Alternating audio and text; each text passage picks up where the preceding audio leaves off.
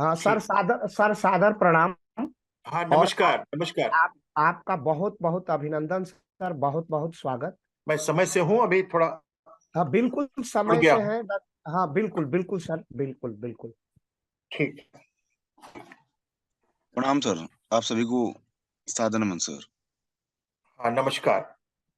Doctor हर्ष जी बहुत बहुत स्वागत सर, हम लोगों के बीच आ गए हैं। अनम्यूट करिए अपने को। सर को प्रणाम। हाँ प्रणाम प्रणाम। सर भी आ गए हैं। जी जी जी, प्रणाम सर को। डॉक्टर विवेक मणि जी भी जुड़ गए हैं। आपका बहुत बहुत स्वागत, बहुत बहुत अभिनंदन। आप हमारे वो नक्षत्र हैं जो इस लोक पहल के कार्यक्रम को एक नई ऊंचाई और एक नई दिशा और दिशा देते हैं। तो ऐसे डॉक्टर विवेक मणि जी का आज प्रयागराज से बहुत बहुत अभिनंदन। सर जुड़ गए हैं। डॉक्टर विवेक जी, सर का ये बड़प्पन है और समय के प्रति अत्यंत सजगता और अनुशासन, ये सर से सीखने योग्य है। इतना बड़ा नाम भारतीय साहित्य में, और एक सशक्त समीक्षक, समालोचक, समर्थ भाषा वैज्ञानिक, और एकदम समय से यह भारत की जो जीवन शैली और परंपरा है उसका अनुपम उदाहरण है। तो आज के कार्यक्रम का हम लोग समारंभ करते हैं। सर से मैं निवेदन करूंगा कि पहले मैं संक्षिप्त में इस लोक पहल का परिचय प्रस्तुत कर दूं। सर, लोक पहल राष्ट्रीय स्वयंसेवक संघ के सदस्यों का एक सदप्रयास है, और इसे मैं कहूं कि एक इस संक्रमण की बेला में एक सामाजिक हस्तक्षेप है। लोक पहल के 5 सांस्कृतिक अधिष्ठान हैं। ब्रह्मलीन महंत पूज्य अवैधनाथ जी, राम मंदिर आंदोलन के धारदार प्रणेता मैं कहूं तो अतिशयोक्ति नहीं होगी, पूज्य अशोक सिंघल जी, महामना पंडित मदन मोहन मालवीय जी, और प्रयागराज से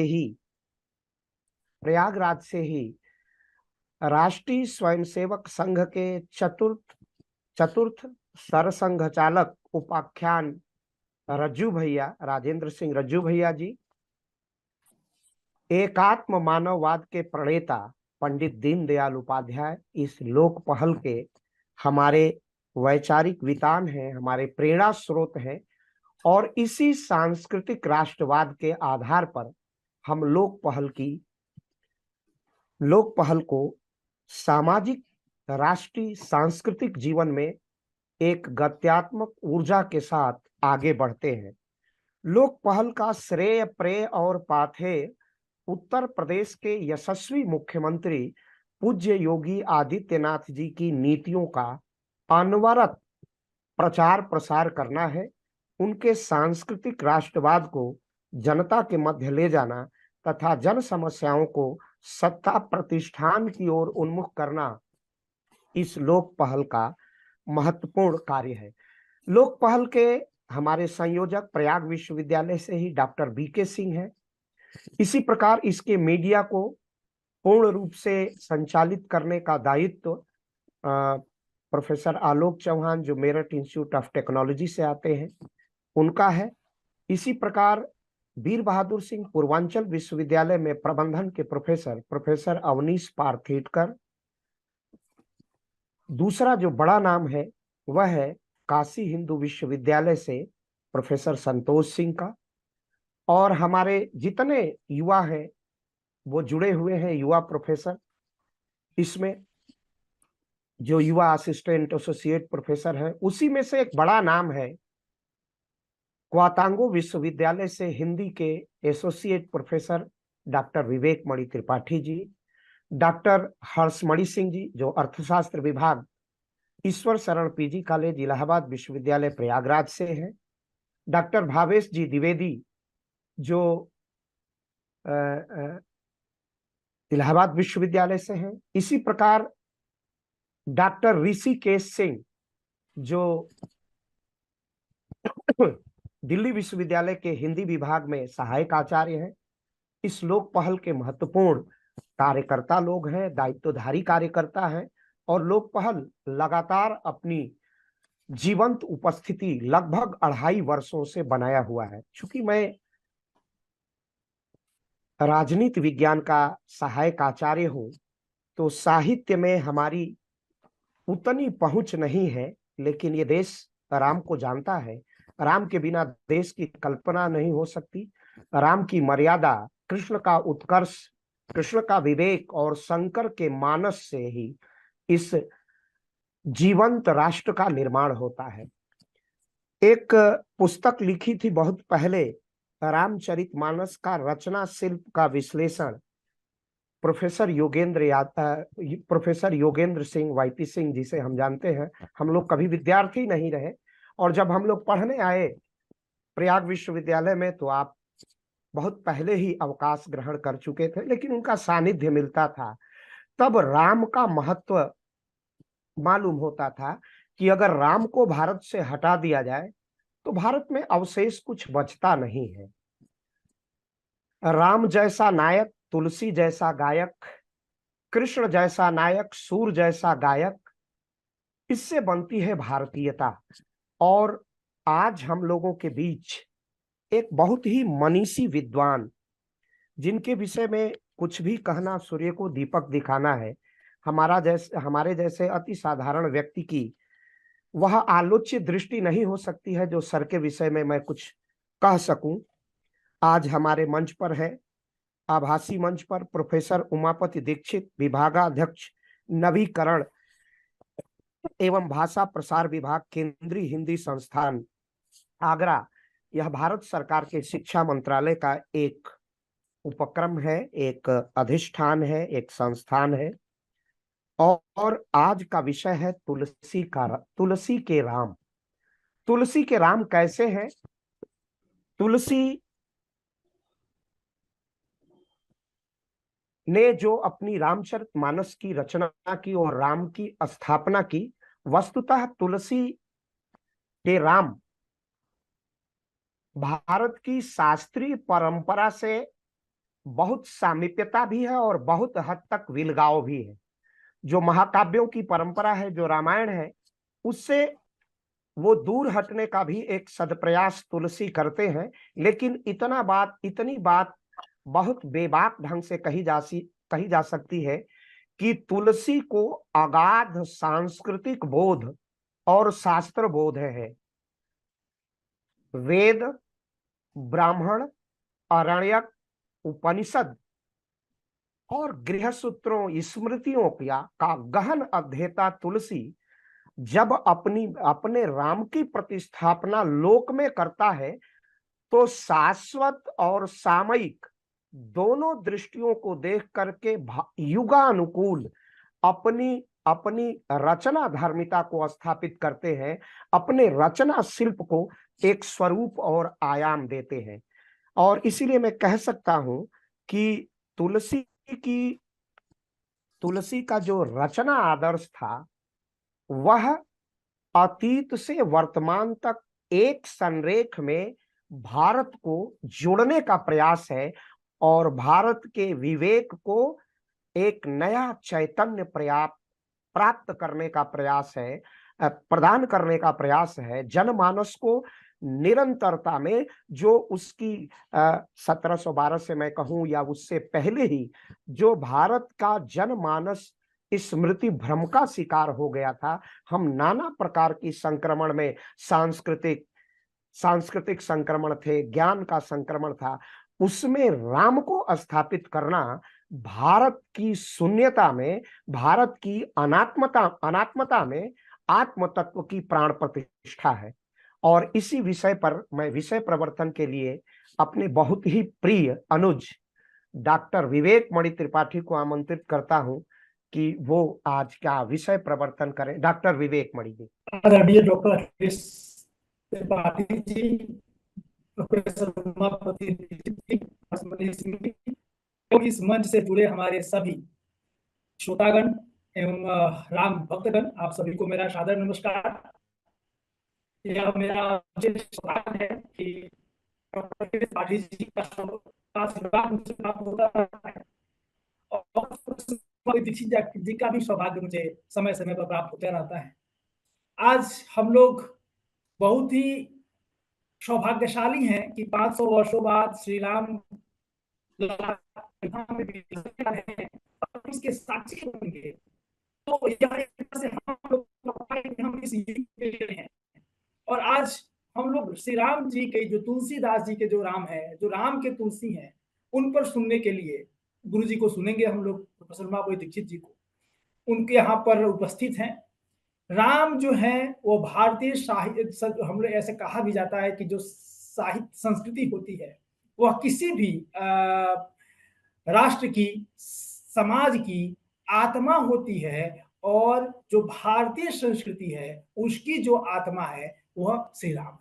राम के बिना जो हमारा भारत है वह पूर्ण नहीं है, वह अधूरा ही रहेगा। श्री राम जो है, मैं एक पहले भी कह चुका हूं, पुनः कहता हूं, मैं चीन में एक अंतर्राष्ट्रीय संगोष्ठी में मिला था, तो एक चीनी विद्वान ने मुझसे पूछा था कि पिछले 100 वर्षों में भारत के सबसे बड़े भारतीय का नाम बताओ जिनका भारतीय समाज एवं संस्कृति पर सबसे ज्यादा प्रभाव। मैंने गांधी जी का नाम लिया था। उन्होंने कहा कि नहीं, भारत पर जो सबसे ज्यादा यदि किसी का प्रभाव है तो वह तुलसीदास जी का है। और उनका बात सही भी है। यदि तुलसीदास जी को देखें तो कहीं भी गांव में चल जाए, किसी को कुछ भी नहीं आता होगा तो कम से कम मंगल भवन मंगलहारी तो वह बोल ही देगा। तो वो इतना ज्यादा प्रभाव है। अब देखें, राम जी, तुलसीदास जी ने रामचरितमानस लिखा, हनुमान चालीसा लिखा। उत्तर भारत के किसी भी गांव में घुमाए, आपको हर गांव में एक महावीरी झंडा दिख जाएगा। तो जिस तरह से तुलसीदास जी ने राम जो परम ब्रह्म है, परमात्मा है, कि उनको विष्णु जी के अवतार हैं, उनको ये जन जन तक पहुंचा दिया, उन्होंने जन जन का राम बना दिया। यह तुलसीदास जी की, मुझे लगता है कि हमारा भारतीय संस्कृति और सनातन संस्कृति को सबसे बड़ा योगदान है। तुलसीदास जी के जो राम हैं वे घट घट के वासी हैं, भवसागर से पार उतारने वाले हैं। श्री राम उन तुलसी के राम मर्यादा पुरुषोत्तम है। धर्म के मार्ग पर चलते हुए समाज कल्याण के लिए हमेशा तत्पर रहने वाले हैं। तुलसी जी का जो संपूर्ण काव्य है वह राममय है। इसके अलावा यदि हम देखें जो श्री राम जी का, तो जो तुलसी जी के जो श्री राम है वे परमात्मा के स्वरूप हैं, स्वयं परमात्मा है, अलौकिक क्रियाएं करने में समर्थ भी हैं। फिर भी वे रामचरितमानस में के जो राम है वो साधारण मनुष्यों की भांति लीलाएं भी करते हैं, संकोची भी हैं, गुरु वंदन कर उन्हें श्रेष्ठता भी प्रदान करते हैं। माता पिता के लिए आज्ञाकारी पुत्र भी हैं, अनुजों के लिए भ्राता सहोदर भ्राता है, एक व्रतधारी पति भी हैं, पत्नी के वियोग में विलाप भी करते हैं, वानर मित्र के मित्र बन ईश्वर और भक्त का आदर्श स्वरूप भी प्रदान करते हैं। लेकिन ये तो तुलसी जी के तो नाम की छवि है। आज वर्तमान समय में हम क्यों इस पर चर्चा कर रहे हैं कि तुलसी के जो राम है उनकी क्या आवश्यकता है, वर्तमान समय में इसकी क्या प्रासंगिकता है? तो इसकी प्रासंगिकता इसलिए है कि भारत, जहां पर विभिन्न संस्कृतियां हैं, विभिन्न विचारधाराएं हैं, मुंडे मुंडे मतिर भिन्ना का है, और जहां पर हमारे कहा जाता है कि हर 2 कोस पर पानी और वाणी बदल जाता है, ऐसे जो भारतीय संस्कृति की जो जटिलता है, विषमता है, वैसी परिस्थिति में जो तुलसीदास जी के राम हैं वे पूरे भारत का समन्वय कराते हैं। यदि हम देखें तुलसीदास जी के जो राम का, उन्होंने हर दृष्टि से जो भारत में उस समय या कहे लोक और शास्त्र का समन्वय हो, वैराग्य का समन्वय हो, भक्ति और ज्ञान का समन्वय हो, भाषा और संस्कृति का समन्वय हो, निर्गुण या सगुण का समन्वय हो, पांडित्य और अपांडित्य का समन्वय हो, तो तुलसीदास जी ने श्री राम जी के माध्यम से पूरे भारत में सांस्कृतिक समन्वय कराया है। वह वर्तमान जो हमारा समाज है, एक तरह से कहें तो उसी समन्वय का, उसी सांस्कृतिक समन्वय का एक रूप है। या निर्गुण और सगुण का समन्वय हो, या जो जाति, जो उस समय जो तुलसी योगीन जाति समाज था आज से 500 वर्ष पूर्व, जहां पर जाति पाति फैल रही थी, अस्पृश्यता का बोलबाला हो रहा था, वैसी स्थिति में तुलसीदास जी निषाद राज और राम जी और जो वशिष्ठ जी के माध्यम से जो एक समन्वय कराते हैं, सामाजिक समन्वय कराते हैं, वो उसी का परिणाम है कि वर्तमान समय में भी हमें राम जी का सिर्फ हमारे जो समाज है उसको यदि हम समन्वयवादी समाज बनाना चाहें तो हमें तुलसी के राम की आवश्यकता है। इसके अलावा जो वर्तमान उस समय में जो तीन भक्ति धाराएं थी, शैव, वैष्णव और शाक्त, तीनों में शिव जी के माध्यम से कहलवाते हैं तुलसी जी, सोई सैमिष देव रघुनीरा सेवत जाति सदा मुनि थीरा। राम जी कहते हैं कि जो शिव जी का जो द्रोही है वो मेरा प्रेमी, वो मेरा प्रिय नहीं हो सकता है। तो एक तरह से जो शैव और वैष्णव का तुलसीदास जी ने श्री राम के माध्यम से समन्वय कराते हैं। उसके अलावा जो एक शाक्त था, जो शक्ति की पूजा करते थे, तुलसीदास जी ने श्री राम जो विष्णु जो सीता जी को शक्ति बताते हैं कि ये शक्ति है, साक्षात शक्ति माता है, और उससे जो शक्ति शाक्त, शैव और वैष्णव के माध्यम से एक समन्वय कराते हैं। इसके अलावा आज हमारे पारिवारिक समन्वय को देख ले, हमारे जो पारिवारिक में है वह मनुष्य फैलता जा रहा है, और तुलसीदास जी ने जो श्री राम के माध्यम से जो पारिवारिक समन्वय का उत्कृष्ट आदर्श प्रस्तुत किया, वर्तमान समय में मैं समझता हूँ कि उसकी ज्यादा आवश्यकता है। उसके अलावा जो तुलसी जी का काल था, मुगल काल था, उस समय जब उन्होंने राजा को देखा कि राजा के राज्य में प्रजा दुखी होती है, तो बोलते हैं जा सुराज प्रिय राजा दुखारी सो नृप अवसि नरक अधिकारी। तो द्वैत द्वैत का भेद हो, विद्या अविद्या का भेद हो, माया प्रकृति का भेद हो, तो एक तरह से जो तुलसी जी के जो श्री राम है की धारा चलाते हैं, और पूरा रूप से रूप से एक है। और इसका परिणाम था कि जब मुगल काल में आप समझे कि वर्तमान समय में जो मुस्लिमों का आतंक है, जिहादी कश्मीर में हमने देखा, वह इतना प्रचंड है, तो मुगल काल में कितना होगा, जब ना कोई न्यायालय था, ना कोई फेसबुक था, ना कोई। वैसी परिस्थिति में जब कोई आशा नहीं थी भारतीय लोगों के समक्ष, हिंदुओं के समक्ष, तब तुलसीदास हैं और श्री राम के सहायक बताते हैं कि श्री राम भगवान के अवतार थे, राजा के पुत्र थे, फिर भी उन्हें कष्ट सहना पड़ा, उन्हें संघर्ष सहना पड़ा। तो आप हम उस काल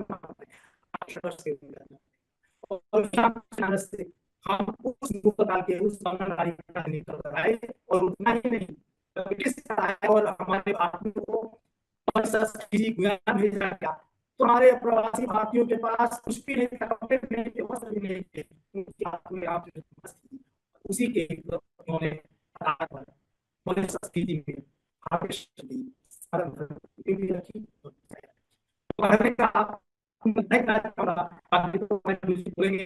कि वर्तमान समय में जो तुलसी का जो श्री राम है वे पूरी तरह से भारतीय संस्कृति की आत्मा है, और भारतीय संस्कृति को अक्षुण्ण बनाए रखना है, सनातन बनाए रखना है, तो निश्चित रूप से हमें तुलसी के श्री राम को आत्मसात करना पड़ेगा, उनके चरणों में। बहुत बहुत धन्यवाद डॉक्टर विवेक जी। समन्वय, सहिष्णुता, समरसता के अनंत बिंदुओं का निर्धारण करने वाले हैं तुलसी। लोक मंगल के कवि हैं, समन्वय के कवि हैं, लेकिन दो चीजें बड़ी स्पष्ट हैं सर को आमंत्रण करने के पहले, कि जब भी हम समाज की रचना करते हैं, वो क्रांतिकारी रचना करते हैं, संक्रमण से निकलते हैं, तो दो रास्ते हैं। एक तो हम पूर्णतः जो चली आ रही व्यवस्था है उसका समापन कर दें, विध्वंस कर दें, डिस्ट्रॉय कर दें, और दूसरा है जो कबीर का रास्ता है, और दूसरा रास्ता है कि हम सृजन करें, सुधार करें, और एक नई ऊर्जा के साथ नव संचार करें, जनता में नव प्राण का संचार करें। तुलसी वही नव चेतना है। तुलसी शाश्वत और सामयिक को समाहित करने वाला एक ऐसा बिंदु है जो समाज को अनंत काल तक संचालित करने की सामर्थ्य रखता है, जिसमें प्राचीनता भी है, नवीनता भी है, युग की समस्याओं का समाधान भी है, और जिसको लोक से जुड़ने का अद्भुत सामर्थ्य भी है। इन्हीं तथ्यों को ध्यान में रखते हुए सुप्रसिद्ध समाजवादी और भारतीय समाजवाद के एक सांस्कृतिक प्रतीक पुरुष डॉक्टर राम मनोहर लोहिया ने रामायण मेले का आयोजन कराया। और वो कहा करते थे, हे भारत माता, वो कहते थे मैं नास्तिक हूं, लेकिन हे भारत माता, अगर कहीं कहीं तुम हो तो तुम सुन रही हो मुझे, तो मुझे राम की मर्यादा दो, उन्मुक्त मन दो, कांचन मुक्ति दो और कृष्ण का विवेक दो। तो राम ऐसे हैं कि जब राम के ऐसे चरित्र का आख्यान तुलसी प्रारंभ करते हैं तो कश्मीर से कन्याकुमारी तक, कच्छ से कामरूप तक भारत की अनेक भाषाओं में रामचरितमानस के सदृश राम कथा की रचना होने लगती है। यह तुलसी की ही सामर्थ्य शक्ति थी। अब हम लोग बहुत छोटे हैं, बड़े समादर के साथ आपके अद्भुत वैदुष्य से परिचित होंगे और बड़े समादर के साथ मैं आमंत्रित करता हूं प्रोफेसर उमापति दीक्षित सर को। जय सिया राम। सभी को राम राम, यथेष्ट अभिवादन। इस पटल पर उपस्थित सभी सम्मानित जनों को, शोध छात्रों को, विद्यार्थियों को, ये महत्वपूर्ण कार्यक्रम में जुड़े हुए हैं। और मुझे आप लोगों के साथ जोड़ने वाले डॉक्टर विवेक मणि त्रिपाठी जी, जो मेरे प्रिय अनुज हैं। मैं अभी जिनको सुन रहा हूं, डॉक्टर अखिलेश त्रिपाठी जी, यद्यपि राजनीति विज्ञान के आचार्य हैं, लेकिन इतना बढ़िया आप श्री राम कथा और श्री राम के पूरे उस परिदृश्य को हम लोगों के सम्मुख रख रहे हैं। यह बहुत आनंद का विषय है। लोकाभिरामम रणरंग धीरम राजीव नेत्रम रघुवंशनाथम कारुण्य रूपम करुणाकरंतम श्री रामचंद्रम शरणम प्रपद्ये। राम रामेति रामेति रमे रामे मनोरमे सहस्त्रनाम तत्तुल्यम राम नाम वरानने। तुलसी के राम, यह विषय चुना गया। आज आप सभी विद्वज्जनों के बीच में कुछ बात करने का अवसर मुझे मिला। तुलसी साहित्य का विद्यार्थी होने के कारण और बाल्यकाल से मेरे पूज्य दादाजी आचार्य राजपति दीक्षित, जो काशी हिंदू विश्वविद्यालय में थे, और उनकी बहुत ही सुप्रसिद्ध ख्यातिलब्ध विश्वविश्रुत पुस्तक तुलसीदास और उनका युग, तुलसीदास और उनके संदेश। मैं सौभाग्यशाली हूं कि भारत भूमि में मेरा जन्म ऐसे परिवार में हुआ जहां पर तुलसी और तुलसी के राम के विषय में ही निरंतर बात होती रही। खंड अखंड पाठ का सिलसिला घर में चलता रहा। श्री रामचरितमानस, सुंदरकांड, यह सुनते सुनते हम लोग इस आयु तक पहुंचे हैं।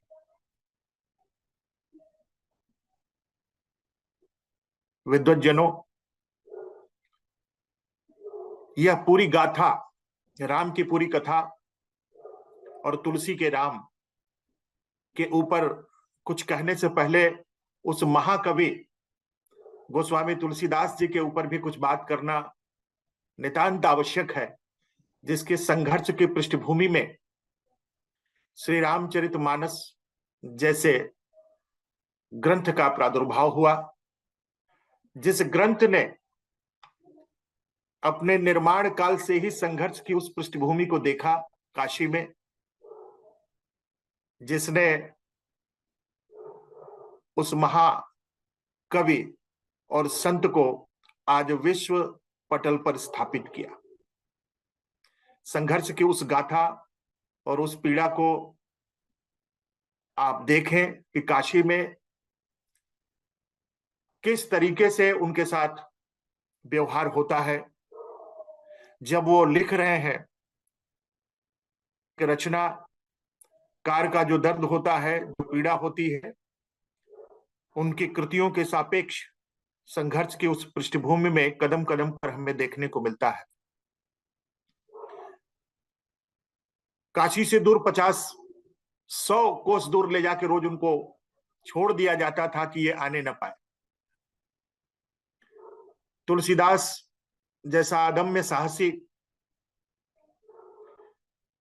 जो लौट करके काशी में अपनी उस कृति के समर्थन में काशी के विद्वत मंडली और विद्वानों के बीच और आचार्यों के बीच में इस बात को मंथन करने के लिए कृत संकल्प थे कि मैं अपनी इस रचना को काशी के जहां विद्वानों की छुपने की जगह कही जाती है, मैं यहीं पर अपनी उस कृति का मुहर लगवाऊंगा, तब जाकर के मेरी जो साधना है वह फलीभूत होगी। काशी के विद्वान ने न केवल उनका उपहास किया, न केवल उनको भगाया और भगाते रहे, और तब तक भगाते रहे जब तक कि बाबा विश्वनाथ जी की सही उनके कृति पर नहीं हो गई। श्री रामचरितमानस के बारे में बहुत ही चर्चित प्रसंग है, प्रायः सभी विद्वत जन इस बात से अवगत होंगे कि बार बार उनकी कृति को नीचे रख करके वेदों और पुराणों के बीच में सबसे नीचे दबा करके रखा गया, और यही काशी विश्वनाथ मंदिर में उस कृति को चारों तरफ पहरा लगाने के बावजूद भी जब खोला गया तो श्री रामचरितमानस सर्वोपरि सभी ग्रंथों के ऊपर विराजित हुआ। तब भी संतोष नहीं हुआ तो एक एक बार नहीं 2 बार परीक्षा हुई और उस पर विश्वनाथ जी की सही हुई। मैं ये कहना चाहता हूं कि संघर्ष की उस पृष्ठभूमि को झेलने के बाद काशी में श्री रामचरितमानस की प्रतिष्ठा हो जाने के बाद, काशी के पंडितों को अपनी गलती का एहसास हो जाने के बाद, जब इस कृति को मान लिया गया, कितनी सरलता, कितनी उदारता, कितनी महानता इस विश्व कवि के भीतर छिपी हुई है, उसका भी आप एक वानगी देखिए। कितनी आसानी से उन शैव भक्तों को अपना मुरीद बना लेते हैं, अपना भक्त बना लेते हैं कि रचि महेश निज मानस राखा, पाई सुसमय उमासन भाका। कवित विवेक एक नहीं मोरे, सत्य कहूं लिख कागद कोरे।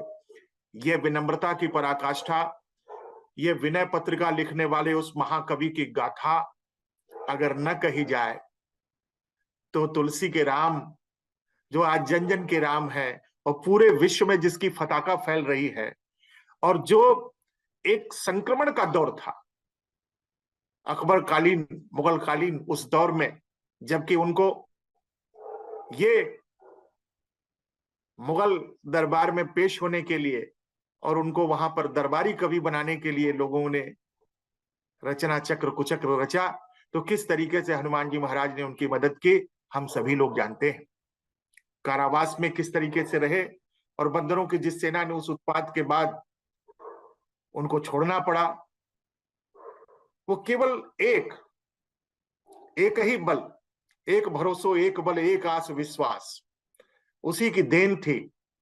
यह हमारे भीतर उस चेतना को जागृत करता है, यह हमारे भीतर उस तत्व को जागृत करता है कि हम एक निष्ठता, हम उस दौर में जी रहे हैं जब हमें कोई कह दे कि अमुक चीज की सिद्धि के लिए अमुक प्रयत्न करो, ऐसा करो, तो हम अपने आराध्य तक को बदल देने के लिए तैयार हैं। ये दौर भी कम चिंतनीय नहीं है। तो उस समय उस एक निष्ठता का जो दिव्य दर्शन हमें मिलता है गोस्वामी तुलसीदास जी के रूप में, और उस संक्रमण के दौर में जब पूरे विश्व वांग्मय में, पूरे विश्व पटल पर, खास करके भारतीय जनमानस में जब चमत्कारों का दौर था, जादू टोनों का दौर था, लोग एक दूसरे को चमत्कार करके अपने आगे पीछे भक्त मंडली तैयार कर रहे थे, संत तैयार थे कि हमें हमारे अनुयायी बनो, वैसे दौर में गोस्वामी तुलसीदास जी ने श्री रामचरितमानस की रचना की और इसको जन जन का लोकप्रिय बना दिया।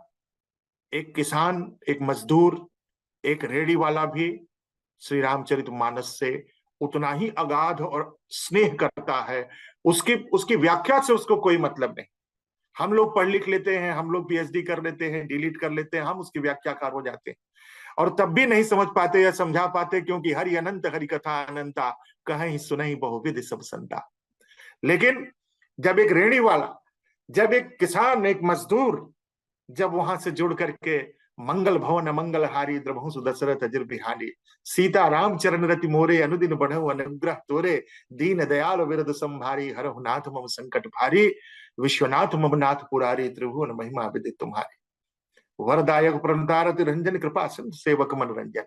ये सब चौपाइयां, ये सब बिरदावली जब हम गाते हैं तब हमें पता चलता है इनकी शक्तियों का, इनकी ताकत का, इस खंड अखंड पाठ का, इस मंगलवार और शनिवार को जो प्रबंधन के जो कौशल सुंदरकांड में दिखाए गए। क्यों सुंदरकांड को सुंदरकांड कहा गया? जब ये सारी चीजों पर हम एक विहंगम दृष्टि डालते हैं तब हमको पता चलता है कि उस आचार्य, उस महाकवि, उस विश्व कवि की जो चेतना है वो कितनी व्यापक, कितनी विशाल और कितनी समदर्शी, समावेशी, इस रूप में हमारे सामने गोस्वामी तुलसीदास जी आते हैं। अब हम श्री रामचरितमानस में जो गोस्वामी तुलसीदास जी ने कहा, भगवान श्री राम कह लें, मर्यादा पुरुषोत्तम राम कह दें, जन जन राम कह दें, जन जन के राम, तो सब लोग राम से अपने को जोड़ते हैं। वहां पर कितने सुंदर ढंग से विभीषण से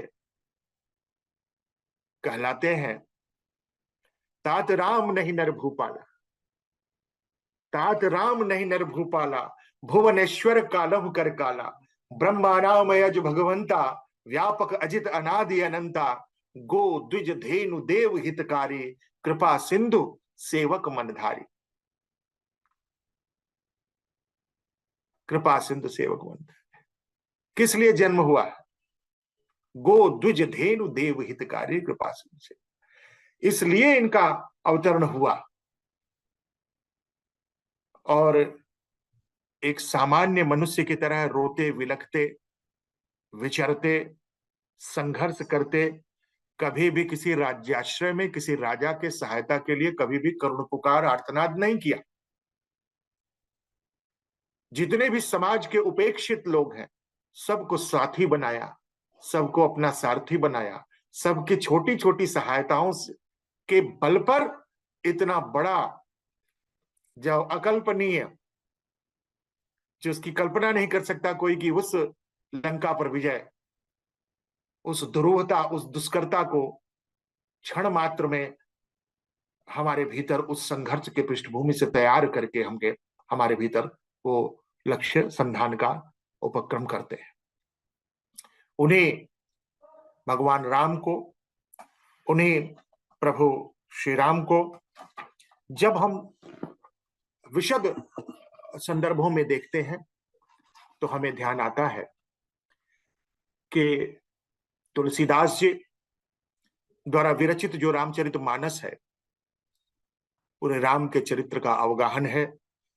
भारतीय संस्कृति का जो संवाहक ग्रंथ है, भारतीय संस्कृति में जो सत्य, अहिंसा, धैर्य, क्षमा, मैत्री, अनासक्ति, इंद्रिय निग्रह, पवित्रता, निश्चलता, त्याग, उदारता, विराट सत्ता के प्रति गहन आस्था, मानवता, प्रेम, परोपकार, लोक संग्रह, आज जिन सात्विक भावों का सर्वाधिक प्रचार प्रसार दृष्टिगत होता है, यह सभी तत्व अपनी संपूर्णता के साथ श्री रामचरितमानस में विद्यमान है।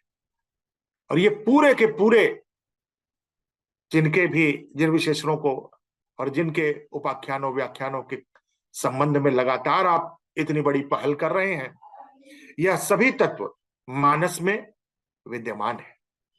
अर्थात श्री राम चरित्र, श्री राम जी के जो तुलसी जी के राम हैं, सर्वाधिक प्रिय हैं।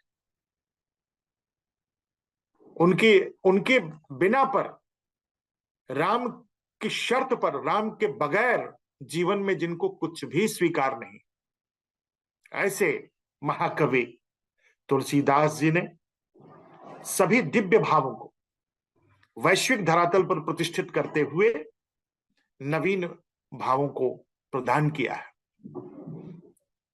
तुलसीदास जी ने समाज में मानवता की स्थापना के साथ साथ समन्वित दृष्टिकोण है उसके प्रति उनका विशेष आग्रह रहा है। इसीलिए उन्होंने श्री रामचरितमानस में राम के आचरण के द्वारा विशृंखल समाज जो टूट चुका है, लगभग खंडित हो रहा है, सुनियोजित और सुनियोजित के साथ साथ संतुलित करने का स्तुत्य प्रयास किया। राम ने अनेक ऋषियों से तादात्म्य स्थापित किया, भक्ति और ज्ञान, सगुण एवं निर्गुण की विषमता को समाप्त कर दिया। अगुण सगुण द्वै ब्रह्म स्वरूपा कत अगाध अनादि अनुपा। सारा समाज वैराग्य धारण करने के लिए प्रतिबद्ध था। समाज विसंगति का पर्याय होता जा रहा था। जो दूसरी तरफ वैष्णव शाक्त आदि संप्रदाय भी द्वेष से परिचालित थे, राम ने सागर के किनारे रामेश्वर की स्थापना करके इस पूरे विसंगति पर विराम लगाते हुए कहा कि शिव द्रोही मम दास कहावा, सो नर मोहि सपने नहीं भावा। पूरा का पूरा समाज अभिजात्य और निम्न श्रेणी में विभाजित था तथा निम्न श्रेणी का जीवन अत्यंत दुरूह और दुष्कर था। ऐसे समय में श्री राम ने सबरी के जूठे बेर खाकर समाज को एक नया आदर्श प्रस्तुत किया। कंदमूल फल खाकर, कंदमूल फल सुरस अति दिए राम कह आने, प्रेम सहित प्रभु खाए बारंबार बखाने। इस प्रकार जो हमारे राजा हैं रामचंद्र, अपने चरित्र के उदात्तता के कारण जन जन के राम बन गए, पूजनीय हो गए, वंदनीय हो गए, प्रातस्मरणीय हो गए। हर व्यक्ति राम का है, राम हर व्यक्ति के हैं। दुख में सुख में सदैव हमें राम याद आते हैं, हम उनके साथ जुड़े हुए हैं। किसी भी व्यक्ति का जो आचरण है और व्यवहार है, वह केवल एक व्यक्ति का नहीं होता, पूरा का पूरा उसी के कारण पूरा परिवार जाना जाता है। एक व्यक्ति का जो आचरण है वह उसके पूरे परिवार को परिभाषित करता है। लोग कहते हैं कि अमुक व्यक्ति का और खानदान की जब बात चलती है तो वो उसको आलोकित भी करता है, प्रदीप्त भी करता है और अपने आचरण और व्यवहार से अधोगति को भी पहुंचा देता है।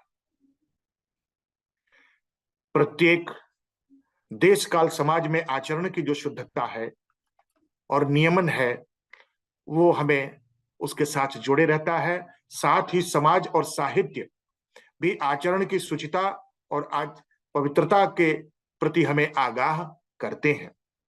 आचरणहीनता के परिणामों को व्याख्यायित जब हम करेंगे, उसी समय हम राम के प्रबल शत्रुओं को, जो राक्षसी सेना थी, उनको याद करते हैं, उनके हश्र को याद करते हैं। उनका परिणाम क्या हुआ, कितने बलशाली, कितने विशाल जो उसका खानदान था, उसके घर कोई दिया जलाने वाला भी नहीं है। इतना बड़ा कुटुंब सर्वनाश हो गया, क्योंकि राम से विमुख होकर, राम के प्रति जो दुराग्रह था, राम जो सात्विकता के प्रतीक हैं, जो जब जन जन के राम थे, उनसे किया हुआ बैर किसी लायक भी नहीं रह गया। ये हम लोग जानते हैं कि वो त्रिकालदर्शी था।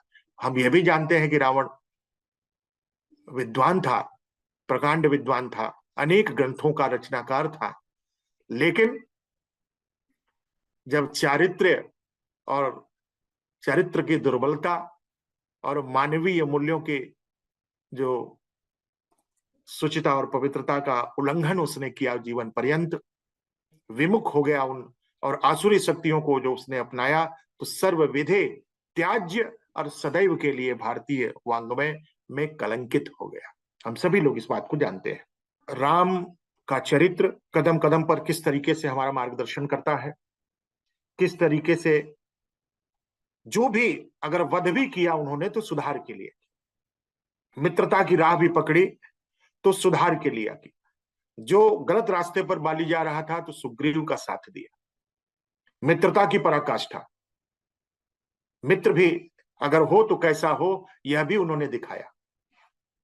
यह भी संभव था कि वह बाली के सामर्थ्य को और बाली के बल को जानते हुए और अपना कार्य सिद्ध करने के लिए, जैसा कि आज की वृत्ति होती है कि अपना काम सिद्ध करो, तो वह सुग्रीव की सहायता न करके बाली की तरफ भी झुक सकते थे।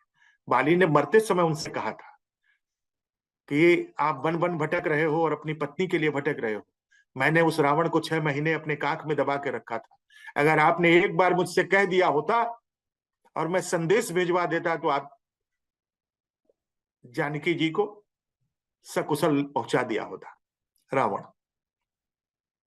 दूसरा प्रश्न यह है कि उसने यह भी कहा कि मैं बैरी सुग्रीव प्यारा, कारण कौन नाथ मोहि मारा। यहां पर भी एक प्रश्न खड़ा कर दिया उसने।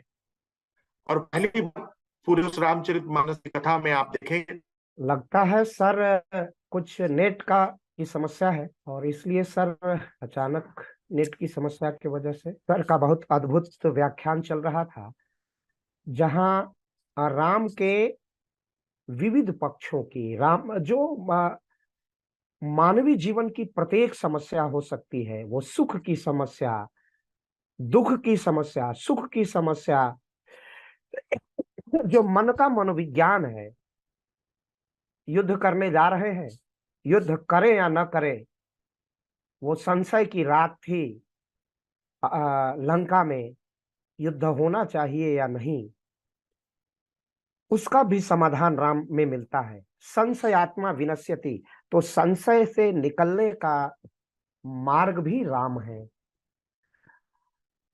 अभी सर बता रहे थे कि अद्भुत मित्रता, अभूतपूर्व साथ, शौर्य भी अभूतपूर्व, लेकिन बिल्कुल राम अपने पूरे लौकिक जीवन में पुरुषार्थ की पराकाष्ठा है। राम जब निकलते हैं अयोध्या से, और राम की पूरी कथा डायलॉग सिस्टम पर है और हमारे विवेक जी से ज्यादा कोई नहीं जानता। पूरे संवाद की शैली है, एक शिव और पार्वती का संवाद है, दूसरा संवाद इसी प्रयागराज की धरती में भारद्वाज और याज्ञवल्क्य का संवाद होता है, और तीसरा संवाद काकभूषुंडी का है। तो ये संवादों की कथा है, कथोपकथन में सारी बात और मानवता के विविध आयामों का स्पर्श राम करते हैं। राम अयोध्या से चलते हुए आते हैं, फिर यहाँ से चित्रकूट जाते हैं, और चित्रकूट के बाद जब सीता की खोज करते हुए दक्षिण की ओर जाते हैं, तो जो बड़ा प्रदेश है कौशल, और कितना कठिन मार्ग का संघर्ष है, सबरी से मिलना सामाजिक जीवन की समरसता का प्रतीक है। इसी के साथ वो कौशल्या थी, कौशल्या के पुत्र थे, और कौशल कितना विराट और विशाल राज्य था, उसकी वीरता, उसकी सैन्य शक्ति का कोई जवाब नहीं था, लेकिन अपने मातृपक्ष से कोई सैन्य सहयोग, किसी प्रकार का सैन्य सहयोग राम ने नहीं लिया, अपने पुरुषार्थ से, और उस पुरुषार्थ को लोक से जोड़ा। उनके साथी कौन बनते हैं? निषाद राज्य गुह्य, मांगी नाव न केवट आया, आना कहे तुम्हार मरुमय जाना। वैसे निषाद से मित्रता करना, वह भी सामाजिक समरसता और सामाजिक जीवन में ब्रह्म को लोक में किस तरह प्रसारित किया जाए, प्रचारित किया जाए, और ब्रह्म को कैसे राममय बनाया जाए। और कहा ही तुलसी ने, सी राममय सब जग जानी, करऊं प्रणाम जोर जुगबानी। ऐसे राम, जीवन का कोई पक्ष भी ऐसा नहीं है, जीवन का जो सामान्य मनुष्य के जीवन का पक्ष है, जो राम से न जुड़ता हो। और जहां मनुष्य के जीवन के किसी भी समस्या का समाधान न मिलता हो, वह समाधान तुलसी के विवेक से राम में मिलता है। तुलसी के सामाजिक, आर्थिक, सांस्कृतिक समस्त विश्लेषण में विश्लेषण के माध्यम से नायक राम में मिलता है। वह अद्भुत नायक है जो सीधे केवल और केवल एक आकांक्षा रखता है। तुलसी एक ही आकांक्षा रखते हैं अपने राग के माध्यम से, लोक मंगल की। तुलसी कहते हैं कि यह मैं पूरी कथा केवल स्वांतः सुखाय कर रहे हैं। इतनी बात कह के तुलसी रघुनाथ गाथा स्वांतः सुखाय, लेकिन क्या अपने सुख के लिए तुलसी कर रहे थे? राम का पूरा चरित्र केवल तुलसी के सुख के लिए था, लोक मंगल के लिए था। वह समष्टि के लिए था, कभी भी व्यष्टि के लिए नहीं था। तो ऐसे तुलसी, ऐसे राम जो लोक मंगलकारी है, जो सबका कल्याण करते हैं, पूरे समाज का, पूरे समूह का, जो संपूर्ण ब्रह्मांड का कल्याण करने वाले हैं, और ऐसे राम को मानवीयता से ओतप्रोत करके राम को तुलसी ने मर्यादा के साथ, अपनी संपूर्ण मानवीय आभा के साथ, दिव्यता के साथ, मानवीयता के साथ, ब्रह्म के रूप में भी और मनुष्य के रूप में भी राम को विश्व नागरिक बना दिया, विश्व धरोहर बना दिया। ऐसे तुलसी के राम है। और ऐसी तुलसी में सामर्थ्य शक्ति है जो राम को विश्व से जोड़ देते हैं, विश्व में उनकी प्राण प्रतिष्ठा करते हैं। और विवेक जी बार बार कहा करते हैं कि जिस देश की सभ्यता और संस्कृति में गतिहीनता आ जाती है, वो समाज संक्रमण में आ जाता है। और आज वह सुयोग आया है कि राम, वह तुलसी के राम सर आ गए हैं, सर आ गए हैं। मैं माफी चाहूंगा, मैं अपने सर की अनुपस्थिति का यह लाभ ले रहा था, धृष्टता कर रहा था। सर अपने आख्यान को जारी रखें। सर, डॉक्टर विवेक जी, सर को बोलिए सर आ गए हैं हम लोगों के बीच। सर को पैनल में लेना पड़ेगा, सर पैनल में लगेगा। नहीं नहीं, सर पैनल में ही है। पैनल में। अच्छा अच्छा अच्छा अच्छा अच्छा, मैं अभी कहता हूँ। कनिष्का जी, सर को पैनल में लीजिए। नहीं, सर पैनल में ही है, सर पैनल में ही जी है। आप सर, हाँ। अब आप सर। सर अपने आख्यान को पुनः जारी करिए। आपकी अनुपस्थिति में मैं कुछ धृष्टता कर बैठा था। नहीं नहीं, बहुत अच्छा किया आपने ये वो डाटा वार्निंग दिया, फिर वो फिर से मुझे कनेक्ट होना पड़ा। बहुत जी, अच्छा, वो जी। समय का पूरा सदुपयोग किया आपने, धन्यवाद आपको। तो अपने देवत्व की अनुभूति भी श्री रामचरितमानस में भगवान श्री राम ने सिद्ध किया। एक प्रश्न जो खड़ा किया बाली ने, मैं बैरी सुग्रीव पियारा, कारण कौन नाथ मोहि मारा, ये प्रश्न किया उसने, और गोद में पड़ा हुआ है। पूरी जन्म जन्मांतर लोग यज्ञ जप तप व्रत सब करते रहते हैं, अंतिम समय में राम का नाम नहीं आता, और वो उनकी गोद में पड़ा हुआ है, और ये प्रश्न उसने किया। तो जब बाली का वध प्रभु कर देते हैं, और तब वो घोषित करते हैं, अनुज बधु भगनी सुत नारी, सुन सट कन्या सम ये चारी, इन्हें कुदृष्ट बिलोकत जेई, जोई ताहि बधे कछु पाप न होई, मूड तुम्ही अतिशय अभिमाना, नारी सिखावन करस निकाना। पूरी तरीके से यहां वो किसी भी व्यक्ति के उस धृष्टता और अपराध को क्षमा करने का अवसर प्रदान नहीं करते, जो लोकाचार के विरुद्ध है, जो लोक के विरुद्ध है, उसके प्रति उनका कोई भी किसी भी लेश मात्र का भी नहीं है। अब दूसरा जो उनके चरित्र का जो अवगाहन पूरा विश्व वांग्मय में हो रहा है, पूरा विश्व जिनको सिर्फ राम ही चाहिए, राम ही चाहिए, राम राम, और साधु संतों के लिए तो सीताराम चरण रति मोरे, अनुदिन बढ़ऊ अनुग्रह तोरे। कलयुग के जिस प्रसंग पर हम अभी थोड़ी देर बाद चर्चा करेंगे, उसके पूर्व आप ये जाने कि व्यक्तिगत चरित्र और वैशिष्ट ही व्यक्ति की साधना का आधार बनकर उसे आनंद की उपलब्धि की ओर अग्रसर करता है। शक्ति, शौर्य, साहस, पराक्रम, कर्मठता आदि वैशिष्ट का जो विशेष गुण है, जो विशिष्टता का एक विशेष आधार बनता है, इस व्यक्तिगत चरित्र व्यवहार में, समग्रता में हम अगर राम के चरित्र का अवगाहन करते हैं तो हम इसे भली भांति उनमें देखते हैं। और यदि उन गुणों को हटा दिया जाए, जिन गुणों की चर्चा अभी मैं लगातार कर रहा हूं, उन गुणों को हटा दिया जाए तो इसके बिना किसी भी व्यक्ति का, किसी भी मानव का जीवन व्यर्थ है, बेकार है। जिसके ये शाम न विद्या न तपो न दानम ज्ञानम न शीलम न गुणो न धर्म ते मर्त्य लोके भूय भूहार भूता मनुष्य रूपेण मृगा शरन्ते। मनुष्य के रूप में पशु है, जिनके पास ये जो एक मनुष्यता का निर्धारण करने वाली चीजें वो है ही नहीं। राम रथहीन है।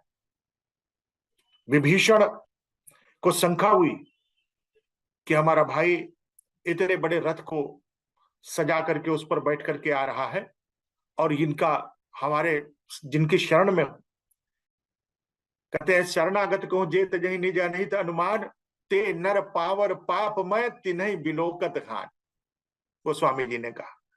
तो शरणागत हो गए जब प्रभु के विभीषण, लेकिन अब पूरी आस्था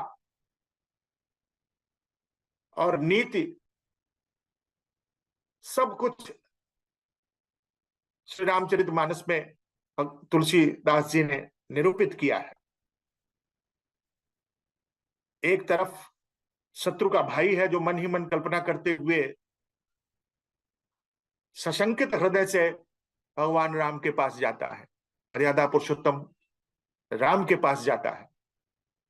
जिन पायन के पादुकनी भरत रहे मन लाए ते पद आज बिलो की हम इन नयनन अब जाए।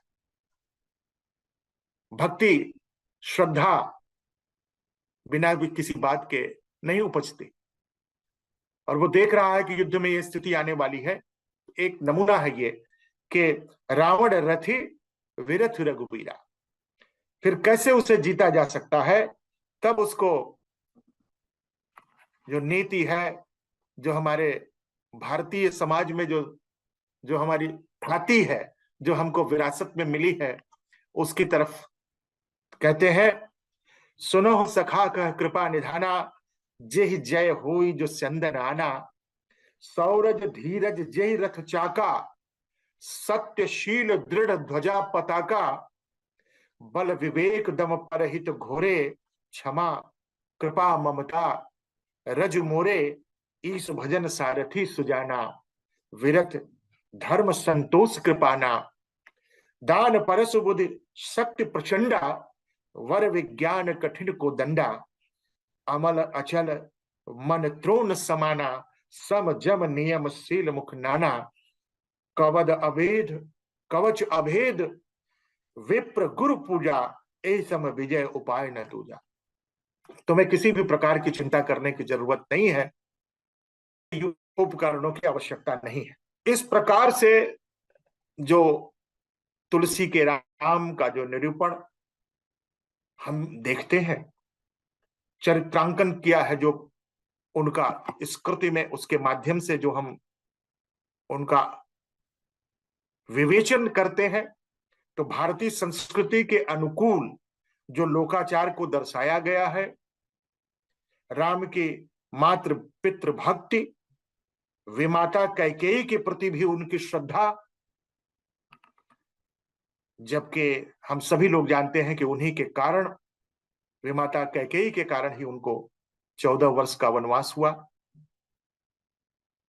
इसके बाद भी, इन सभी बातों के बाद भी, सुन जननी सोई सुत बड़ भागी, जो पितु मातु वचन अनुरागी।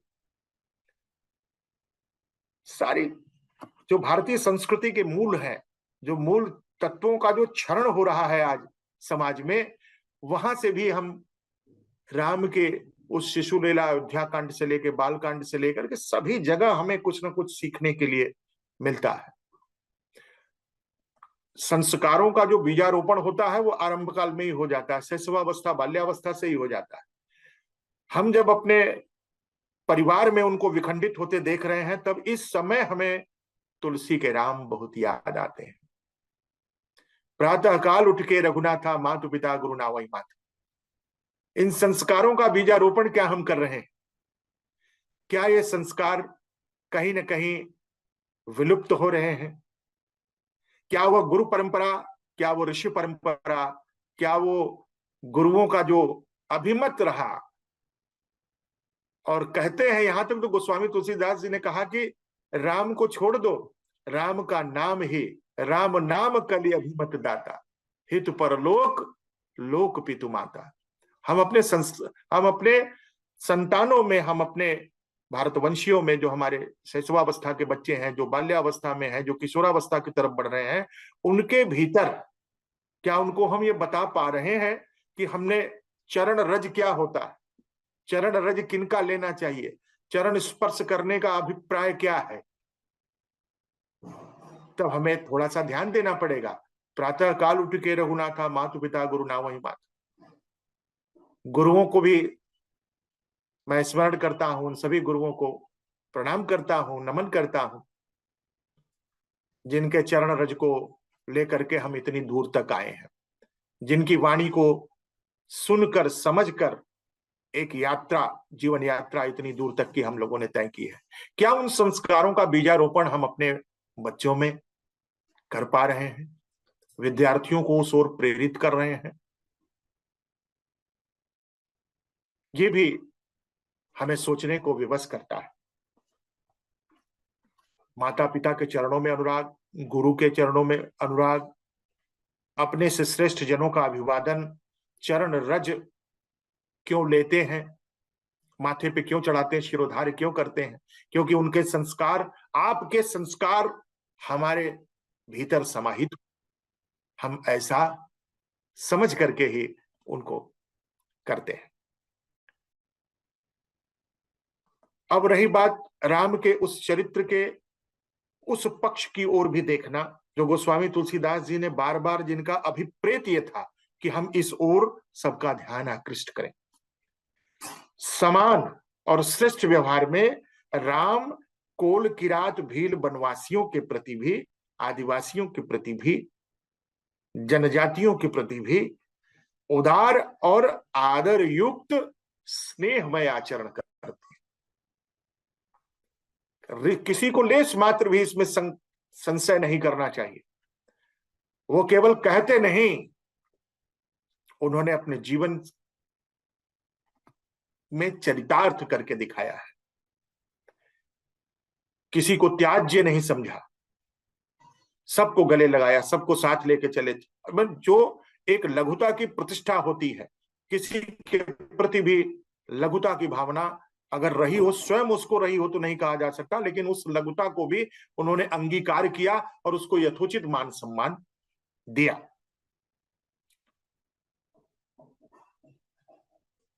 भारतीय संस्कृति 3 ऋणों की परिकल्पना करती है: पितृऋण, गुरु ऋण और देव ऋण। पितृऋण माता पिता की सेवा, आज्ञा का पालन करने और वंश परंपरा की वृद्धि से ही चुकता है। इस ओर भी भारद्वाज ऋषि ने राम को अतिथि जब बनकर के वो गए तो उन्होंने उनको उचित रूप से सत्कार किया और उपदेश दिया। स्वयं भरत के आश्रम पहुंचने पर अपने तपबल से रिद्धि सिद्धियों को बुलाकर उन्हें राजसी वैभव से भरत का सत्कार करने का आदेश दिया। राम विरह व्याकुल भरत, सानुज सहित समाज, पहिनाई करी हरहु श्रम, कहा मुदित मुनिराज। राजा की तरह भारतीय संस्कृति ने आदर्श जीवन को महत्व देते हुए वर्णाश्रम की भी प्रतिष्ठा की। तुलसी के समय में यह व्यवस्था पूरी तरीके से छिन्न भिन्न हो रही थी और मिट रही थी। यह भी उनके एक संतप्त होने का, परेशान होने का बड़ा कारण था, क्योंकि किसी भी कवि के, किसी भी रचनाकार के जीवन पर, उसकी कृतियों में उस युग के बारे में, उस युग की एक झांकी उसमें परिलक्षित होती है, दिखाई पड़ती है। विनय पत्रिका की ये पंक्तियां मैं उस कलिकाल बेहाल किए मनुजा, नहीं मानत कोई अनुजा तनुजा। एक दूरदृष्टा कवि, इतनी दूर तक देखने वाला कवि, सबको कई 100 वर्षों पहले जो बात लिख दी गई, आज वो पूरा का पूरा हम देख रहे हैं। किस तरीके से हमारा जीवन चल रहा है, किस तरीके से परिवार चल रहा है। कलिकाल बेहाल किए मनुजा, नहीं मानत कोई अनुजा तनुजा। माता पिता से किस तरीके का संबंध होगा, ये सब इतने वर्षों पहले गोस्वामी जी ने अपनी एक प्रमुख कृति, जो घर घर में आज पूजनीय हो गई, उसमें बहुत पहले लिख दिया।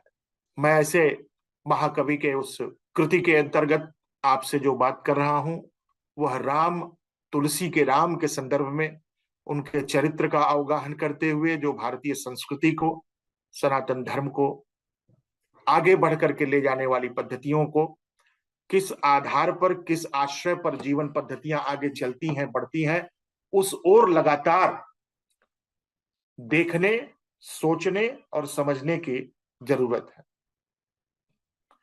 जब हम राज्याश्रित लोगों की बात करते हैं, किन्हीं राजा की बात करते हैं, राजा के परिवेश क्यों किसी को, डॉक्टर विवेक जी, हाँ सर है, हाँ सर है, कहीं कहीं कुछ त्रुटि हो रही है, जिसकी वजह से ये बार बार हमारा संबंध कट रहा है। सर नेट की समस्या होगी, कोई बात नहीं है। हाँ, नेट की है, क्योंकि जहां मैं बैठा हूँ नेटवर्क तो फुल दिखा रहा है, लेकिन कमरे में होने की वजह से। राम राज्य की परिकल्पना थोथी परिकल्पना नहीं है। सब लोग वर्णाश्रम धर्म का पालन करते थे, वेद विहित मार्ग पर चलते थे, प्रेम सहित जीवन व्यतीत करते थे। उस समय धर्म अपने चारों चरणों, सत्य, शौच, दया, दान सहित प्रतिष्ठित था। पाप कर्म विलुप्त हो गए थे। कोई भी व्यक्ति स्वप्न में भी पाप और अपराध नहीं करता था, यह लिखा हुआ है। सभी व्यक्ति राम की भक्ति में लीन होकर स्वर्ग के अधिकारी बन गए थे। वर्णाश्रम निज निज धर्म निरत वेद पथ लोग, चलहि सदा पावहि सुखई नहीं भय शोक न रोग। इसलिए राम राज्य की परिकल्पना की जाती, इसीलिए हम उसको कभी भी विस्मृत नहीं हो पाते, क्योंकि सबसे बड़ा सच ये भी तो है कि सारा का सारा धर्म राजा का ही नहीं होता, प्रजा का भी होता है। सब हम राजा से ही आश्रित करके राजा ही ऐसा करे, ऐसा नहीं है। क्योंकि राम के राज्य में अगर सब कुछ पूर्णतः सुव्यवस्थित था, तो उसके मूल में प्रजा भी सुव्यवस्थित थी। अगर रामचंद्र के राज्य में अपराध कोई नहीं करता था, अगर अपराध कोई नहीं करता था, तो दंड की व्यवस्था ही नहीं थी, दंड की आवश्यकता ही नहीं पड़ती। जीतना शब्द केवल मन को जीतने के लिए था, कि हम मन को जीत लें तो सब कुछ कर सकते हैं। पशु पक्षी सहज वैर भाव भूल करके एक दूसरे के साथ रहते थे। फूल ही फर ही सदा तरुकानन, रह एक संग गज पंचानन। खग मृग सहज बयरु विसराई, सबनि परस्पर प्रीति बढ़ाई। सारे लोग अपनी अपनी मर्यादा में रहते हैं। कहते हैं मर्यादा का जब अतिक्रमण होता है तभी विसंगतियों का जन्म होता है, तभी वितंडावाद शुरू होता है। अगर हम मर्यादित आचरण कर रहे हैं, अपनी मर्यादा में हैं, तो सब कुछ ठीक है। क्योंकि तालाब उस समय कमलों से परिपूर्ण थे, कमल सदैव खुला रहता था, भरे रहते थे तालाब। चंद्रमा अपनी शीतल किरणों से सबको स्नेह से पूरे पृथ्वी को आच्छादित करता था। सूर्य उतना ही तप्त होता था जब जितना कि किसी को दग्ध न करे, किसी को ताप न लगे। जितनी आवश्यकता है। मेघ मांगे बारिद देहि जल, रामचंद्र के राज। कल्पना प्रतीत होती है जीवन में कभी ऐसा दिन भी आएगा कि नहीं, ऐसा हो संभव है कि नहीं। यह सब कुछ उस राजा रामचंद्र के राज्य में देखा, सुना और भोगा हुआ सत्य हमारे सामने रखा गया, जिन्हें कई लोग गल्प कभी कहने की आवश्यकता महसूस नहीं, अब तो नहीं कह सकते, उनको साहस नहीं है, लेकिन जिन लोगों ने साहस किया उनकी परिणति क्या हुई आप लोगों के से छिपा नहीं है। जब हम लोक विहित आचरण करने की बात करते हैं, जो लोक में नीति पर चलना, धर्मशील होना, प्रजापालक होना, सज्जन होना, उदार होना, स्वभाव का दृढ़ होना और दानशील होना, यह सब कुछ गुण जब हमारे भीतर आ जाए तो उसी आदर्श राजा के गुणों को आत्मसात करने का एक सार्थक प्रयत्न हम अपने भीतर कर सकेंगे। क्योंकि अब जिन तथ्यों को लेकर के राम राज्य की परिकल्पना की जाती है, उसमें बार बार मैं यही कहता हूं कि यह केवल एक राजा की कहानी नहीं है, एक राजा का ही दायित्व नहीं है। प्रति व्यक्ति, अगर हम प्रजा हैं, किसी भी प्रदेश में किसी भी जगह हम रह रहे हैं, तो उस व्यक्ति को भी उन परिस्थितियों के अनुसार अपने जीवन में मर्यादा का आचरण, मर्यादा का जीवन जीना, मनसा वाचा कर्मणा, मन वचन और कर्म, इन तीनों से ऐक्य स्थापित करके अपने जीवन शैली को लेकर के जब हम चलेंगे, तभी हम वास्तविक रूप में तुलसी के उस राम को समझ सकेंगे, जन जन के राम को समझ सकेंगे। राम की उदात्तता और राम का जो वैश्विक परिप्रेक्ष्य में आज दिनों दिन बढ़ता हुआ प्रभाव है, उसको हम आत्मसात कर सकेंगे। क्योंकि सकल सुमंगलदायक रघुनायक गुणगान, सादर सुनहित तरहि भव, सिंधु बिना जल जान। तो ये सब एक नियति ने निर्धारित किया।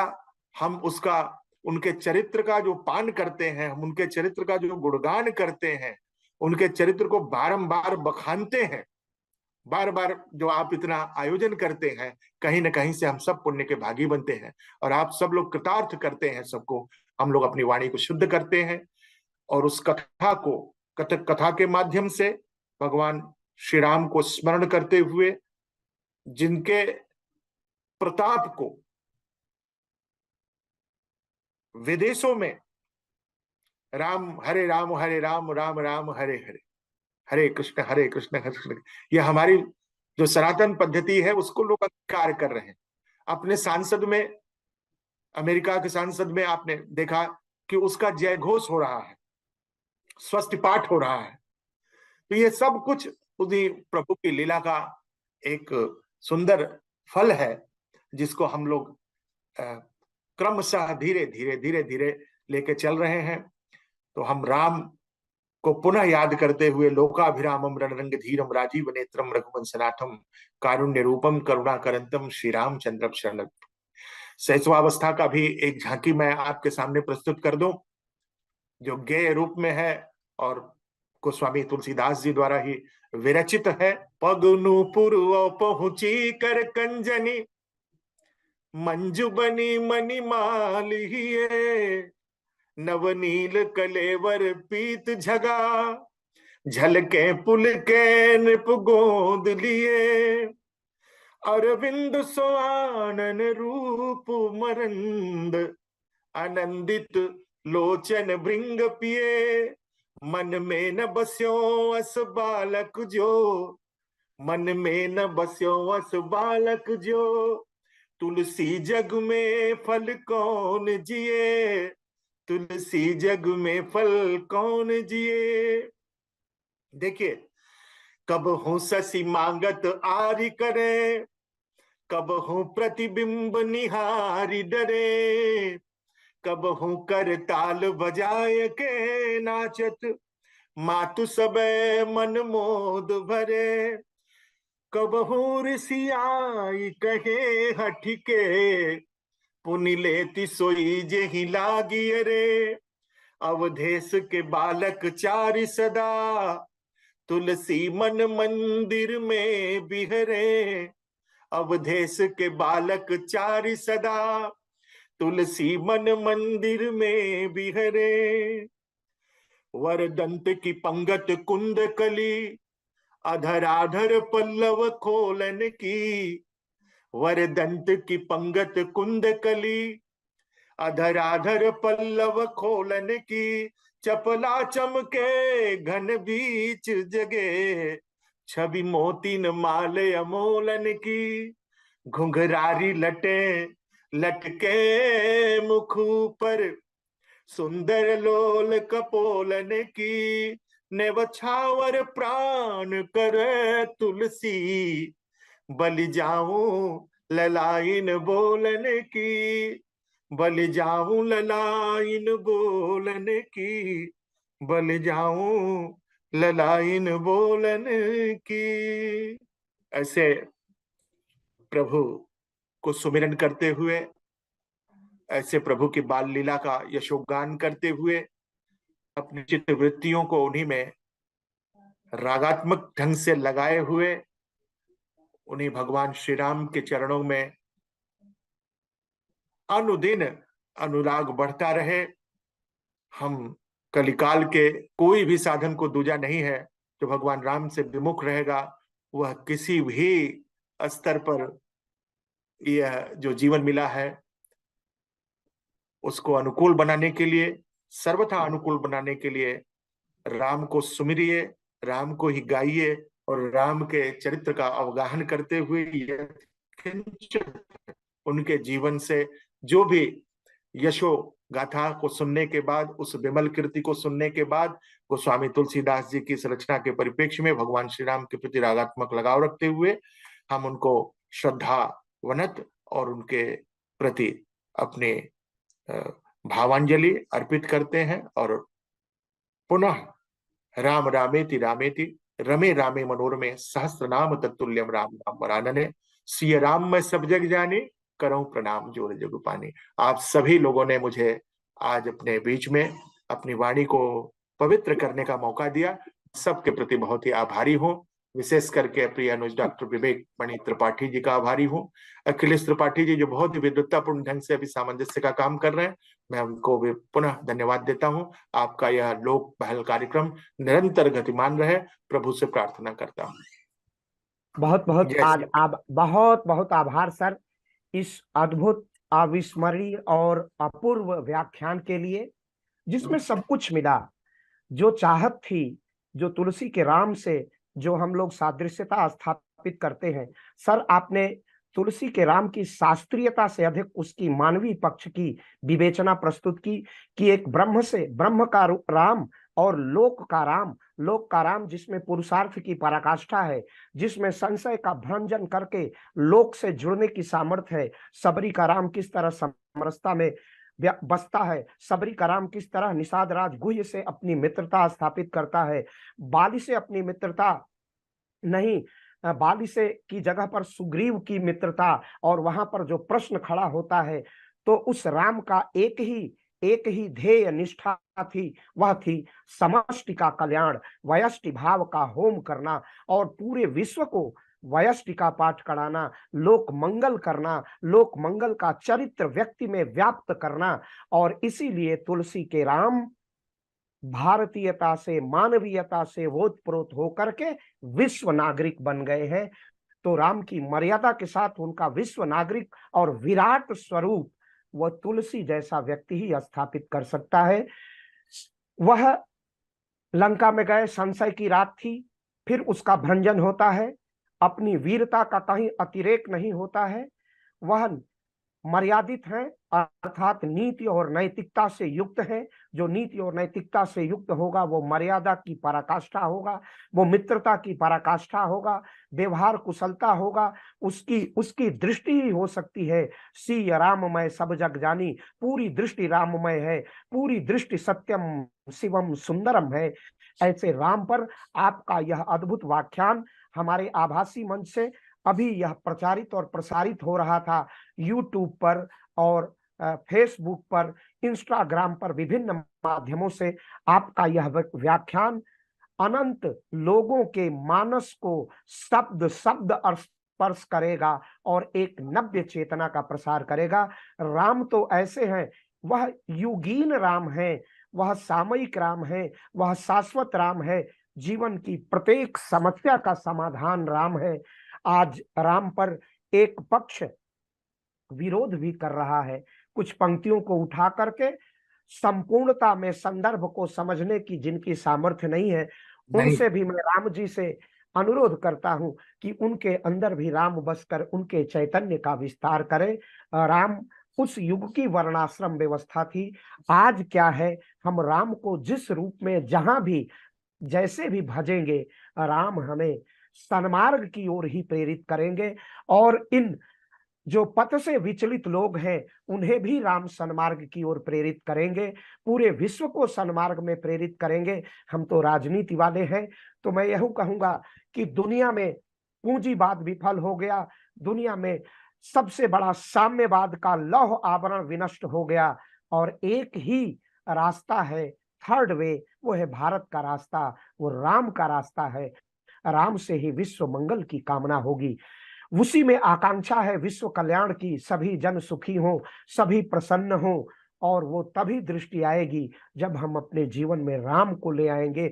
संपूर्णता में राम नहीं, आंशिक राम भी जिसमें आ गया, राम का वह थोड़ा सा तत्व भी व्यक्ति में विद्यमान हो गया, तो वह इस जीवन से अपनी सामाजिक जीवन में वह सबसे बड़ा मनुष्य बन सकता है, वह मनुष्यता के आभूषणों से युक्त हो सकता है। चाहे वो राम ब्रह्म को माने ना, हम लोग तो राम को ब्रह्म के रूप में मानते हैं, उपासना करते हैं, हमारी साधना का विषय है, आराधना का विषय है, हमारे चरित्र निर्माण का विषय है। लेकिन पथ विचलित लोगों के लिए राम के रामत्व को समझना आवश्यक है, क्योंकि राम का रामत्व राम से भी बड़ा है, उसका महत्व बड़ा है, इस कलयुग की समस्त समस्याओं का समाधान है, 21वीं शताब्दी के समस्त समस्याओं का समाधान है।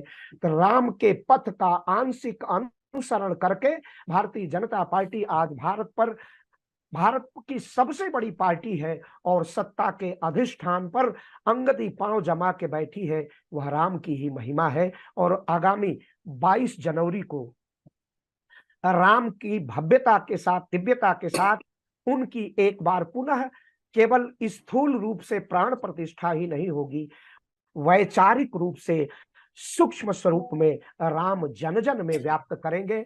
और यह संयोग है कि उत्तर प्रदेश के यशस्वी मुख्यमंत्री इस सांस्कृतिक जागरण के प्रतीक पुरुष हैं, और वह जिस तरह राम का पुरुषार्थ अद्भुत और पराकाष्ठा का था, वैसे ही मानवीयता से भरा हुआ वह पुरुषार्थ, करुणा से, दया से, क्षमा से, वीरत्व से बड़ा हुआ वह पुरुषार्थ आज उत्तर प्रदेश में राम की लोक में प्रतिष्ठा कर रहा है, वह प्राण प्रतिष्ठा हो रही है।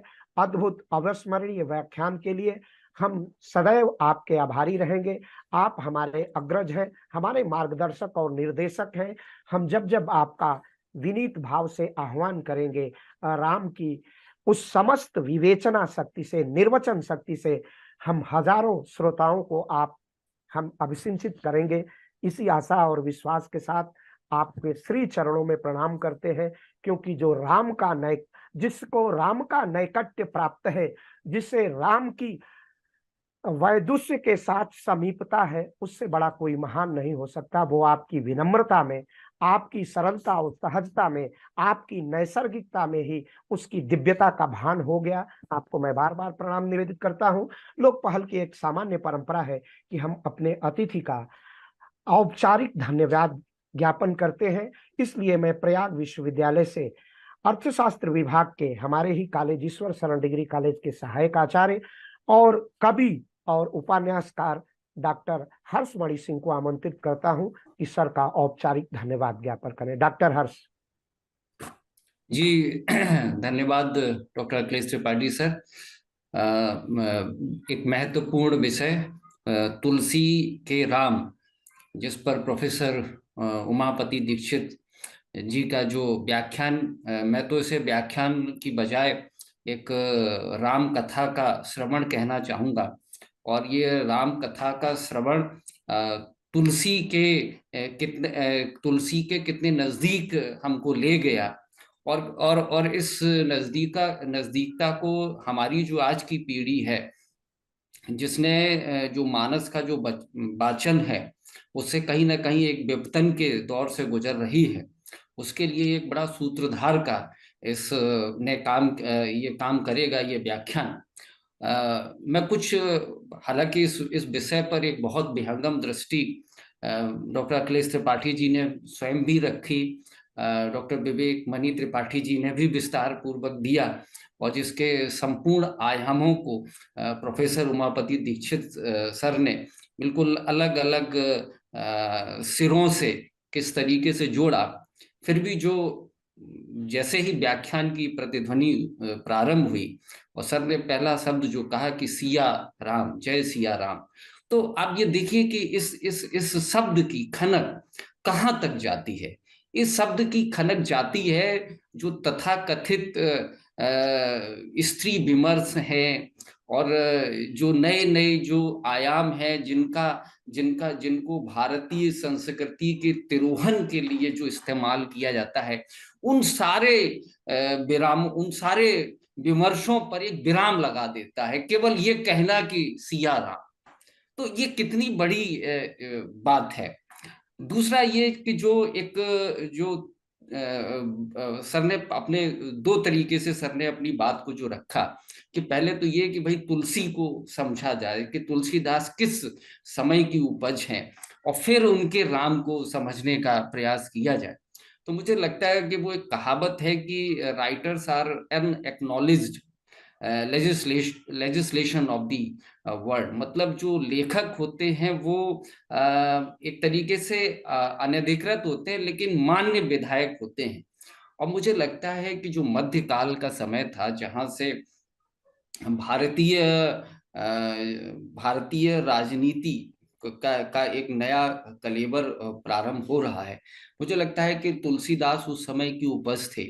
और उस कालखंड में जब एक तरफ एक खाना बदोश और खाना जंगी का दबदबा है, और भारतीय जनमानस को उनकी आकांक्षाओं और उनकी आक्रांताओं से जूझना पड़ रहा है, तो मुझे लगता है कि तुलसीदास ने एक ऐसा नायक अपने मन में सोचा होगा जो एक समावेशी विकास को, समावेशी जिसमें जो सभी वर्गों से संवाद कर सके, जिसमें कि हर पात्र, बल्कि सजीव पात्र, निर्जीव पात्र, पेड़ पौधे, वानर, समुद्र, मतलब ये सभी अपने सभी जोड़ सके। तो मुझे लगता है कि वो एक ऐसे आदर्श के रूप में एक ऐसे नायक का गणन कर रहे थे जो पहले इनको मानसिक रूप से प्रेरित करेगा, जिससे प्रेरणा पाकर बाकी जो है, जो एक्चुअल बैटल फील्ड होगी, जो वास्तविक स्वतंत्रता होगी, जो वास्तविक हमारी जो संस्कृति होगी, जो सनातन परंपराएं होगी, जिनको हमें फिर से उस पर हम लौट पाएंगे। तो मुझे लगता है कि वो राम को शुरू करते हैं और एक आदर्श के रूप में और एक मर्यादा पुरुषोत्तम राम के रूप में प्रस्तुत करते हैं। तो मुझे लगता है इस मामले में जो और अच्छा, दो बड़े महाकाव्य रहे भारतीय सनातन संस्कृति के वाहक के रूप में। अब देखिए कि महाभारत और रामायण, महाभारत बहुत बड़ा ग्रंथ है, बहुत बड़ा ग्रंथ है, उसके मुकाबले में रामायण एक छोटी रचना है। लेकिन आप अगर देखें कि जो भारतीय जनमानस है, जिसका कि सुबह उठकर जिसकी शुरुआत, मैं साहित्य का विद्यार्थी नहीं हूँ, तो मुझे चौपाइयाँ को नहीं, लेकिन मैं बिल्कुल जोड़ रहा था जब प्रोफेसर उमापति दीक्षित सर बोल रहे थे। मैं अर्थशास्त्र से ताल्लुक रखता हूँ, अर्थशास्त्र पढ़ाता हूँ, तो मैं उस भाव को, जिस जनमानस को जो चौपाइयां गुनगुनाती हुई भारत की ज्यादातर जनता उठती है, मुझे लगता है कि तुलसीदास उस मामले में बिल्कुल बिल्कुल सटीक साबित होते हैं। वो अनएक्नॉलेज्ड लेजिस्लेटर ऑफ द वर्ल्ड जो है, वो उनके लिए उन जैसे बड़े लेखकों के उनको लाकर खड़ा करता है। दूसरी बात ये है कि जब वो ये कहते हैं अपने दूसरे लेक्चर के दूसरे खंड में, वो भगवान राम के बारे में, वो तुलसी के राम को विस्तार देते हैं, उनके व्यक्तित्व को आयाम देते हैं। वो कहते हैं कि साहब दीन दयाल बिरद संभारी, हरौ नाथ मम संकट भारी। वो एक जो समावेशी है, वो निषाद राज से भी प्रयागराज साक्षी है।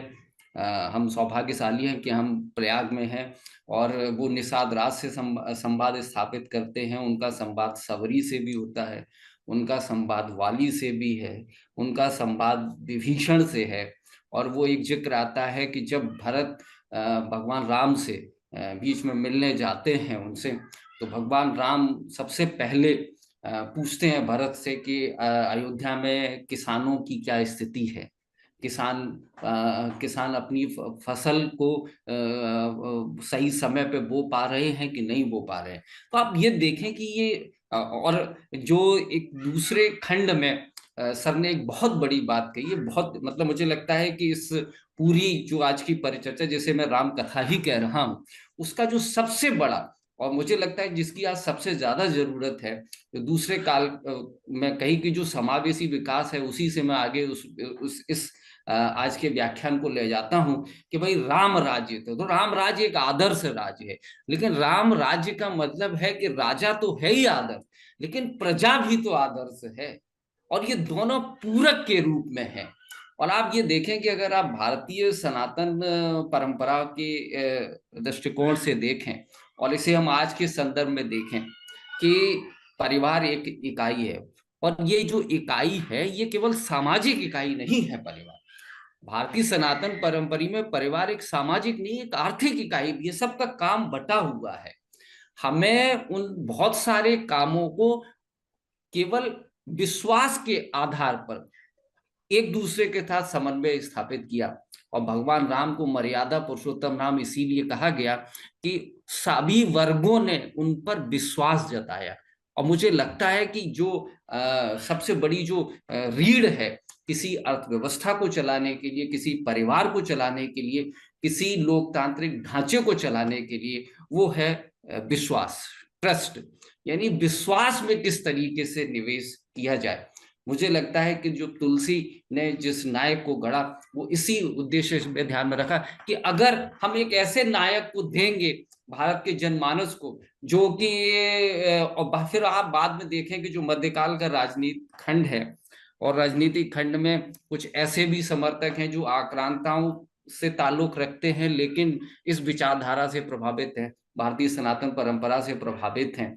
और फिर बाद में उसमें दो धाराएं मिलती, वहां से फिर विखंडन शुरू होता है, और फिर दूसरे तरीके चीजें दूसरी दिशा में चलने लगती हैं। तो मुझे जो लगता है कि ये जो प्रजा का जो कर्तव्य है वो भी बहुत महत्वपूर्ण है। अगर हम आधुनिक संदर्भ में इसको ले जाएं तो 75 साल का करीब भारत है, और हम जैसा कि अभी डॉक्टर अखिलेश त्रिपाठी जी ने भी बताया कि हम एक बार पुनः स्थूल रूप से ही, मानसिक रूप से तो हमारे मानस में भगवान राम हमेशा से विराजमान है, और हमें उनको दोहराने की आवश्यकता नहीं है, लेकिन स्थूल रूप में एक बार फिर से हम उन्हें स्थापित कर रहे हैं। तो ये इस बात की पुनरावृत्ति है कि एक जो साइकिल है वो पुनः अपनी परिधि को पूर्ण कर रहा है, और यहाँ से हमें एक नए प्रस्थान बिंदु की ओर चलना होगा। और मुझे लगता है कि ये जो